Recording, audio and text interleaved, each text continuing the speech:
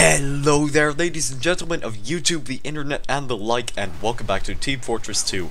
Today, I am here with the new updated Eureka effect wrench for the Engineer.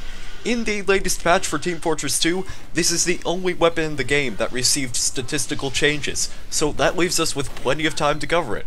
Around account not too long ago, I actually made a video about this particular wrench in its former state, and already Valve has gone ahead and changed it.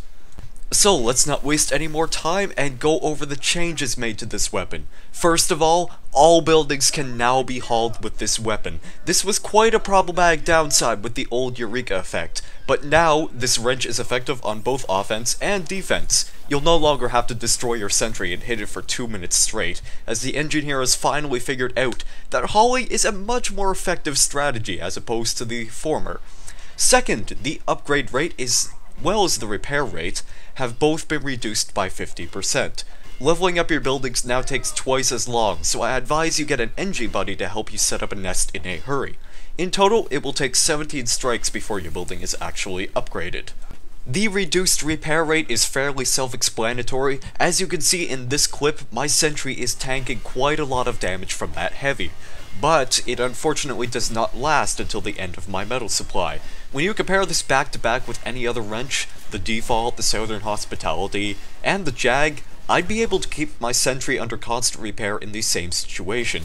Even if I'd run out of metal, the sentry would still have lasted longer compared to using the Eureka effect.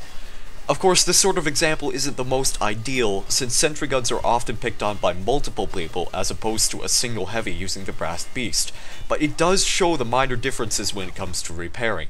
Again, you should probably have an NG buddy at hand to repair your sentry, or at the least, a dispenser to increase your chances of survival.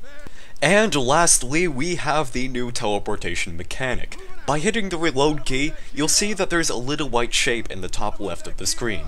This means that you can toggle between teleporting to your team's spawn room or your teleporter exit if it's available. At first, I'll admit that I was pretty confused by this. I probably spent a good 10 minutes just trying to figure out how to actually teleport, as teleporting no longer works by taunting. Thankfully, Coco Snooty was able to figure out how this worked, so to clear up any confusion anyone may have, here is how you teleport. Instead of taunting, what you have to do is hit the reload key. Once you see that little white symbol, you hit either numbers 1 or 2, like you would selecting a weapon. These numbers will allow you to teleport to your spawn or your teleporter exit respectively. Props to Coco for figuring this out. Now that we've stripped to the bare bones of this wrench, we can switch back to seeing this thing in action. Since hauling has once again become an option, I can safely announce that the Eureka effect will work both ways. Before the update, I figured that this weapon had much more potential for being used on defense for games like Payload and Attack and Defend. Of course, hauling hasn't been restored to the Engineer's abilities without a price to pay. Actually leveling up a building, it's a huge pain in the rear. And if your sentry is placed in just a bit of a bad location, there really isn't much hope for you keeping it steadily repaired. As you saw in the example earlier, I could keep my sentry alive much longer if I were using a different wrench. I really can't say I would recommend you play too aggressively with your sentry, putting it in a very dangerous location where it could kill a lot of enemies, because the slower repair rate just really isn't worth the risk. There are likely to be better choices of wrenches to use if you're willing to take these risks.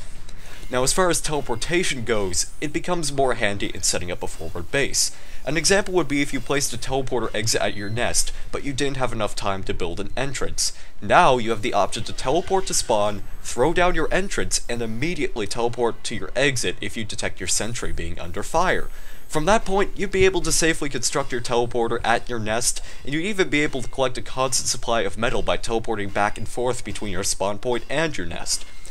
And there is still the fact that teleporting will get you out of danger. If the situation does look grim, and it doesn't appear as though you'll survive, teleporting to safety is still a very good option. It will keep you alive, and you'll be able to avoid the respawn time. So while these changes are certainly interesting, I for one am not entirely satisfied with them. If you're going to be playing Engineer on your own, you're basically making your buildings more vulnerable equipping this item, at the expense of being able to teleport to your spawn room or your teleporter exit. This trade-off might be good for certain situations, but I'm still not a fan of the reduced upgrading and repairing rates. It just doesn't allow you to play as aggressively when it boils down to sentry placement. As bold a statement as this may seem, I actually think that the older stats for this wrench were better. But that didn't change the fact that it was so underrated, and with these changes made in the latest patch, I'm predicting that this weapon will regress back to its underused state in due time.